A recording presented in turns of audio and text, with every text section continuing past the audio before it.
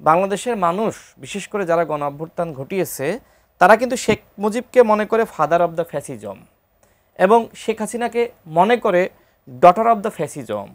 এই বিষয়টি নিয়ে কি আপনার মনে কোনো প্রশ্ন এসেছিল যে হঠাৎ করে কেন আসলে এরকম পরিস্থিতি তৈরি হলো বা এটার প্রয়োজনীয়তা কেন হলো?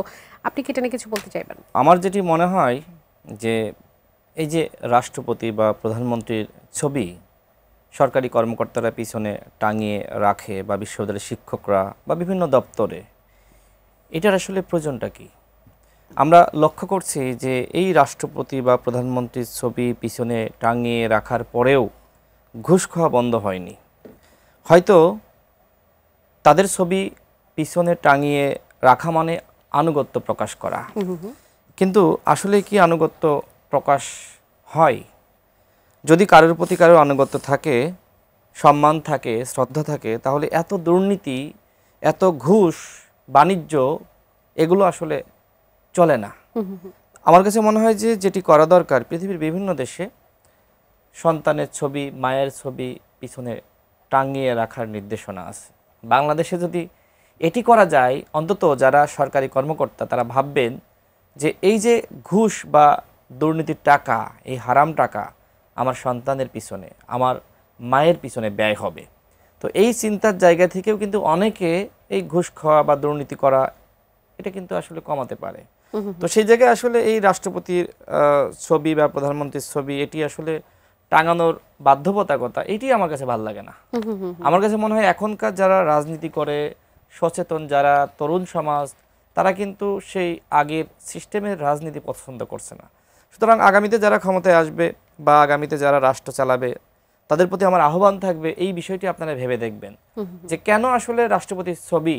দেখেন, যারা প্রশাসনের চাকরি করে তারা হয়তো বাধ্য সরকারকে মানতে, তারা হয়তো বাধ্য থাকে রাষ্ট্রপতিকে মানতে, কিন্তু অনেক সময় হয়তো তাকে ভালো নাও লাগতে পারে।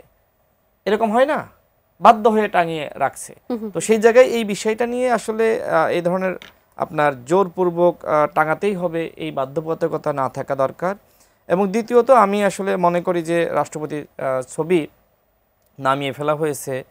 দেখেন, প্রধান উপদেষ্টা তার ছবি কিন্তু নাই। প্রধান উপদেষ্টা নির্দেশনাও দেননি। এবং ভাই যেটি বললেন যে মালয়েশিয়া থেকে ঘুরে আসার পরে হয়তো তার খারাপ লেগেছে, এটার সাথে আমি দ্বিমত।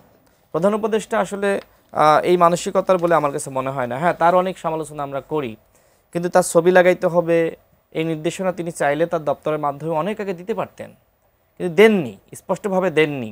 তো সেই জায়গা থেকে আমার মনে হয় যেহেতু প্রধান উপদেষ্টার ছবি নাই, রাষ্ট্রপতির ছবি রয়েছে, এটা নিয়ে অনেক উপদেষ্টারা ক্ষুব্ধ।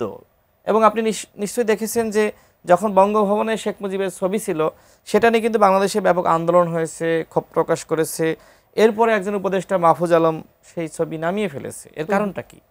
এর কারণটা হলো বাংলাদেশের মানুষ বিশেষ করে যারা গণ অভ্যুত্থান ঘটিয়েছে তারা কিন্তু শেখ মুজিবকে মনে করে ফাদার অব দ্য ফ্যাসিজম এবং শেখ হাসিনাকে মনে করে ডটার অব দ্য ফ্যাসিজম। আপনি নিশ্চয়ই অনেকের বক্তব্য শুনেছেন, বিশেষ করে ওই সময় যারা জাসদের রাজনীতি করেছে, আমি নিজে শুনেছি তাদের কাছ থেকে যে শেখ মুজিবের যে শাসন আমল সেটা হাসিনার থেকে নিকৃষ্ট। আমরা তো এখন হাসিনার আমলে আয়নাঘর, গুম, খুন, নিপীড়ন, নির্যাতন দেখেছি, তাই না? তো সেই জায়গায় শেখ মুজিবের শাসন আমল এতটাই জঘন্য যে আমরা শুনেছি যে ওই সময় রক্ষী বাহিনী যারা জাসদের রাজনীতি করতো তাদের চামড়ার খাল, মানে শরীরের খাল যেটা চামড়া বলে, এই চামড়া পর্যন্ত তুলে প্রায় 10,000 মানুষকে হত্যা করেছে। এই বক্তব্য কিন্তু আবার একজন আপনার যিনি অধ্যাপক রয়েছেন সলিমুল্লাহ খান, তিনি কিন্তু এটা কয়েকবার এই বক্তব্য দিয়েছেন যে শেখ মুজিবের শাসনামল যারা দেখেননি তারা শুনে রাখেন, ওই শাসনামল ছিল হাসিনার থেকেও জঘন্য।